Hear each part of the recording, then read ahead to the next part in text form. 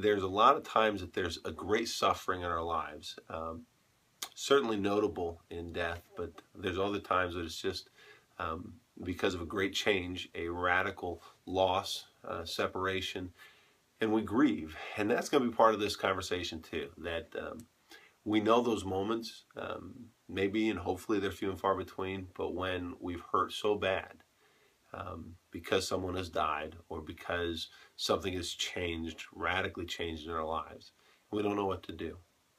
Believe it or not, grief and the process of grief is good because of what it tells us about ourselves and about God and how He reveals Himself to us. And we should handle those opportunities, those moments, not putting aside our emotions and trying to be in denial, which we'll talk about a little bit later, but really with an openness to understand, even as hard as it can be. I think of it like this. There's a movie, it always comes to mind, with Steel Magnolias. And in the movie, Sally Fields plays the mother of Julia Roberts, who dies giving birth, knowing that she had health issues. She shouldn't have been pregnant. Her mom Sally Fields didn't want her to get her pregnant, and she did. And by getting pregnant and having the child, she ultimately loses her life. And Sally Fields is the mother burying her daughter. And Steel Magnolias is this beautiful flower, and of course all these women who are close and who are friends, they're there for each other in these difficult moments. Even as quirky as their personalities, their characters in the movie, it's wildly entertaining in fact. But there's this one scene that speaks to this moment in our process of grief, and it's where Sally Fields is so broken by the loss of her daughter. And that, of course, isn't funny at all. It was deeply moving, and she's bargaining, she's in denial, she's angry, she's all these things, this welling up from the moment she realizes what she wanted more than anything was her daughter to be present. She didn't want everybody to console her. She didn't want everybody to feel sorry for her. She just wanted her daughter, and she was so mad that her daughter wasn't with her anymore that she just wanted to hit something. And so, of course, Clary Olympia Dukakis is standing there and realizes that this raw moment for her friend, she just grabs Weezer, grabs her and pulls her up and says, then hit Weezer, punch Weezer right in the face. Sally Fields is taken off guard. Of course, Weezer is taken off guard as well. It was Shirley MacLaine, and she was angry and frustrated. How dare you use me as a punching bag? And Weezer stormed off pretty mad, and Clary thanked her or wanted her to come back and take one for the team. Sally Fields, of course, laughs, and everyone laughs. And the moment lends humor to such a difficult, otherwise unexplainable tragedy, set of circumstances. And I think that's part of the process of grieving, is that one, we're afraid to feel. We know at times we're afraid to laugh or to celebrate, to be joyful about a person that we loved, as if it's disrespectful to their memory.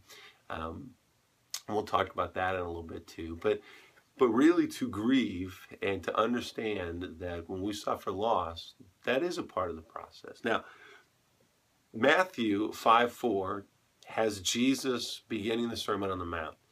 And this is the verse he shares about grief. And he says this: God comforts those who mourn. Those who mourn will be comforted. Now that sounds simple enough, and you say, okay, well, what's that really going to do with understanding grief? But here's a little bit of a context about that. Back in Jesus' day, grieving was unclean. To put ashes on your forehead, to rip your clothes. They understood grieving in first century only from the perspective of something happened, that somebody died, and death was a result of curse. Right? Job was told that in Job 2:9. His wife says, curse God and die. In other words, you will die when you curse God. So ergo, people who died did something wrong. And so it wasn't just that people were sad that loved ones had died. There was the shame and honor effect that death was shaming. they believed kings lived forever, that you might bury their body, but they lived forever because they were great and mighty. You know, kings lived forever. Poor people didn't matter, quite frankly. And here's Jesus telling poor people, telling first century, it's okay to suffer and grieve the loss of loved ones, because in that moment you will be comforted. And Jesus is pointing out, with this whole context of the Sermon on the Mount, that this is how God will comfort you. God will come near. Now that was his message the first century. What would that mean for us today? And let's face it, in the world we live in today, we try to get healthier, we try to live longer. We don't have nearly the health issues that they had even as much as 50 years ago, let alone 2,100 years ago.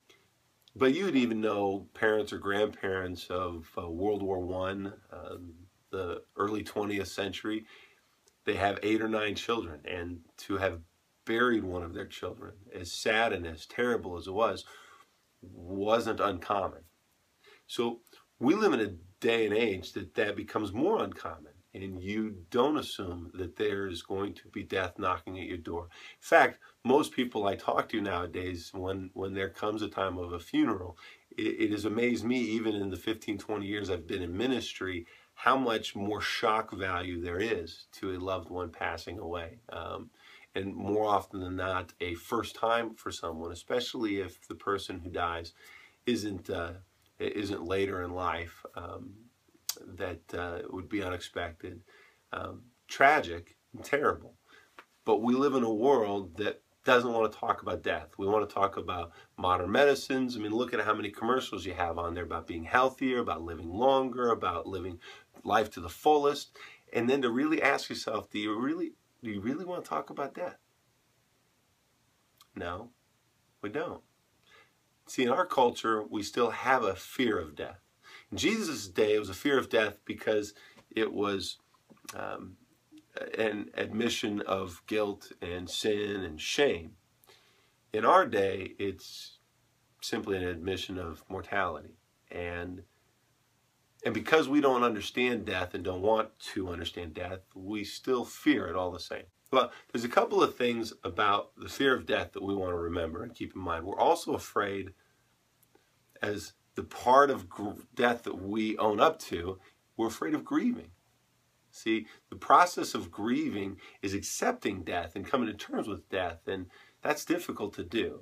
Psychologists have given the 5 stages of death that you may know or would simply like to hear again, that there's denial, there's anger, there's bargaining, there's depression, and then there's acceptance. Well, the process of death is in grieving is because we're dealing with that fear.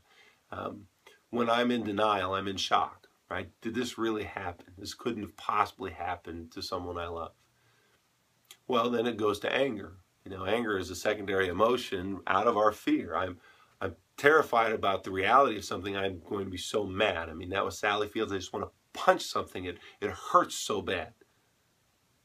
Well, then, of course, we go into a phase of bargaining. We go, well, there's got to be a way to reclaim some of this life that feels lost. And I don't know. I'm afraid of living and moving on without this person. How can I make a deal with the devil, so to speak, or even just to God himself, that there would be something restored. Make this possible, make this right.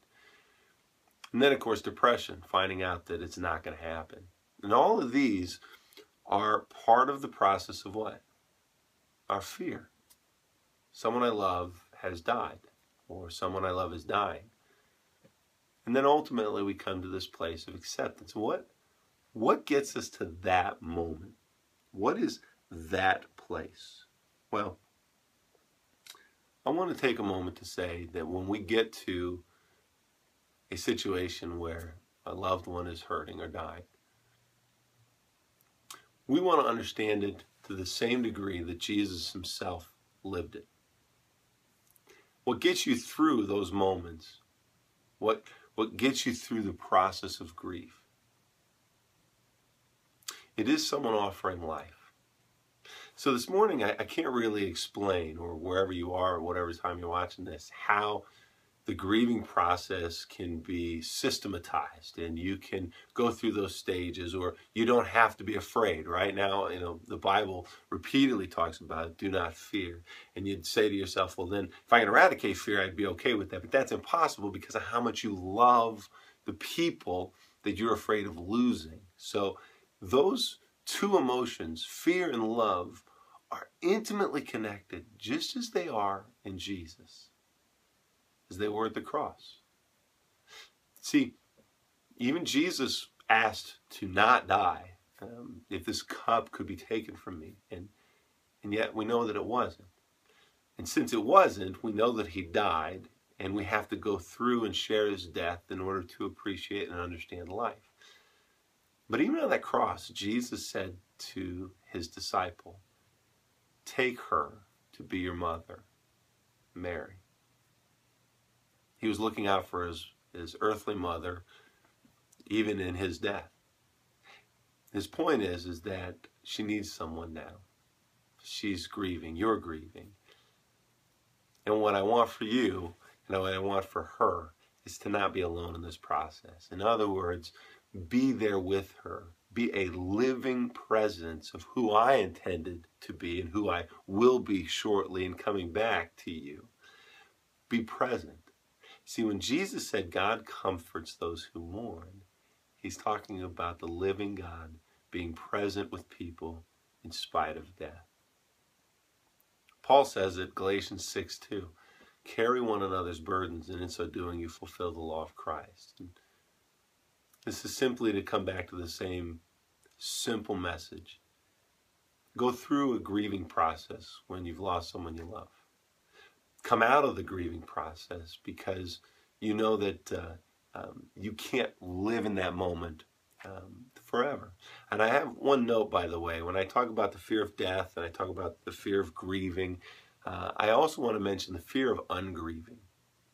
I had it earlier in my notes, but I even as I'm closing the sermon, there's still an important piece here for anyone listening to know that the fear of grieving comes into that moment when you know somebody's dying and you find out the worst news, or you've suffered the loss of a loved one and you're going through that grieving process.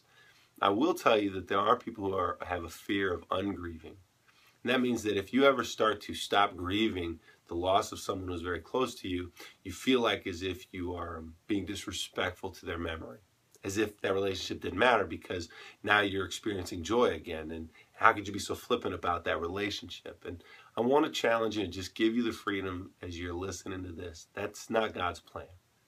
That process of grieving is necessary, but your loved one wouldn't want you to isolate yourself from meaningful relationships, to live in this sort of fear and disbelief continuum as if you're going to do that forever, as if that's paying respect to the person that you love. That's not it. In the same way that Jesus doesn't want you to simply remember him as if he still is living on the cross. He wants you to understand the cross because he died, but only because it offers you the story of the resurrection and life. And if you're still hung up on whether or not death is simply an end in it of itself and there's nothing beyond it, then that's a fear that you're probably still struggling with. And you want to allow yourself, I would encourage you to just pray about it and fall before the Lord and say, God, I need your wisdom. I need your presence. And allow God to bring people near you and help you through that grief. And then allow yourself, when you're ready, to say, okay, I need to remember stories of joy. I need to get back into the relationships that are around and with me now, either your children or your spouse or other relationships or close friends, because I will tell you, your loved ones and Jesus himself would not ever want you to live in that fear of ungrieving. Well, that being said, ultimately the point of this message is what? Grief is a process. Death is a reality. But God loves, and God lives. And God wants to live with you and surround you with people who will carry your burdens and that you can inspire to carry their burdens. Make no mistake, it's not about getting around death and avoiding death. In many ways, it's coming to accept it. Paul said to live is Christ, to die is gain.